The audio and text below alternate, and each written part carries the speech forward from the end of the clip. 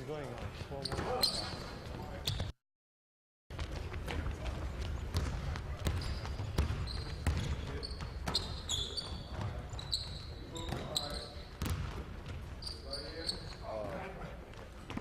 Matt. How's Steve doing? Practicing over the summer or something? How's Steve doing? Triangle something? He been practicing or something? Rebound screen cut, Matt. Oh, he came down. Tried to knock him down. That was great. We didn't see it on camera, but I saw them talking on the side here. You might have been able to hear it at home. Ron Artest was actually asking Phil Jackson, how Steve know the triangle so well? Was he practicing this summer? So you and I were just talking about picking up the offense, and Phil's answer was yes. But obviously, Artest impressed with the fact that Blake seems to be so comfortable in this offense already. I guess it doesn't take years to pick up, right? No, it doesn't take years. And you heard Brian Shaw talk earlier that Blake spent a lot of time with Phil after practice a few days just talking about the offense and the little nuances in it. It's great here in the early going to see Ron Artest impressed with his new teammate and how easily you're taking a look at the two of them talking in there. He's probably saying, how'd you pick this up so quick? Well, let's listen in. Dial after this. A little bit? I think so. Every once in a while I get confused when he starts rambling about Oh, yeah. 4 plays in a row. Yeah. For the most part, I think I'm picking it up pretty good. You're looking good out there. Once you got that, that's I think I can see the reads kind of easy, but it's like when you start saying the action. Oh, yeah. Yeah, that's something you could probably read anyway. You'll read it anyway. Yeah, I just But he just likes to say it. But actually, that's a playbook. Because we don't have a playbook. That's he'll say it in the game too. Same thing he's saying right now. He'll say it in the game without even drawing it out.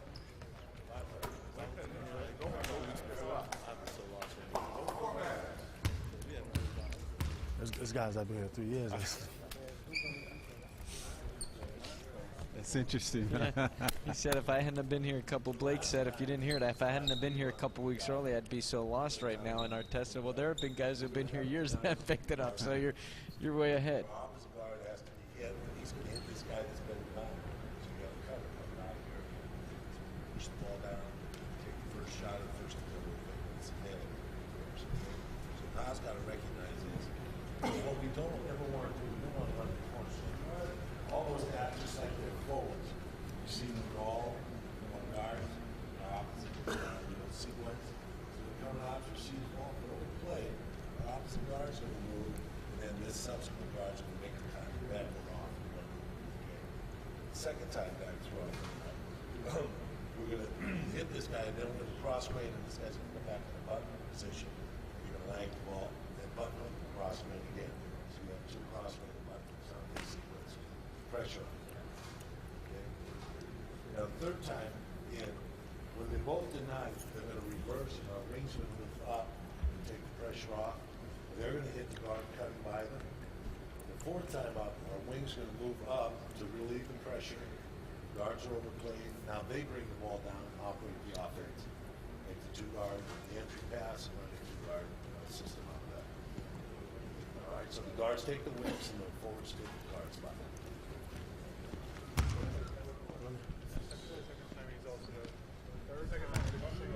This is actually very interesting for me because I've never heard been inside of a practice with Phil explaining the offense like this and what they're trying to accomplish and do. This is definitely a rare inside look for you. We'd like to bring you here. NBA.com and NBA TV. Real training camp with the LA Lakers. And Phil Jackson, the legendary coach, as Norm has mentioned a few times, going for his 4th three-peat and working on his famous triangle offense with the LA Lakers. Huh?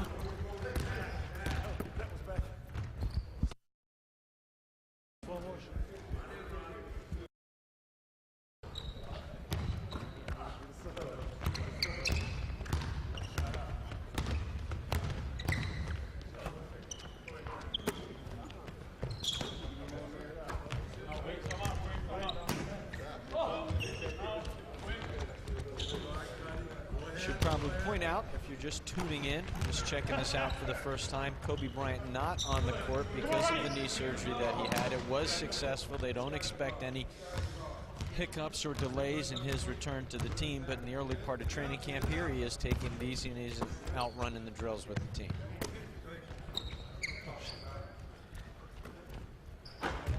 Stop. One. Yeah, stop. One. That's okay.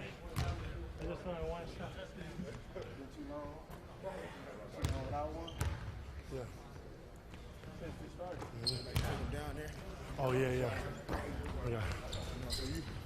When I make that up, your man off of it. Yeah. Keep going. I'm looking at you. But I also got Right here?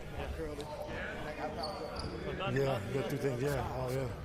Everybody just keep doing what they're doing. Okay. Then, if that person, most of the time, let's say that's cold. He's still can isolate whatever. Yeah. Stop Stop it. thinking that we got Still cut and get out.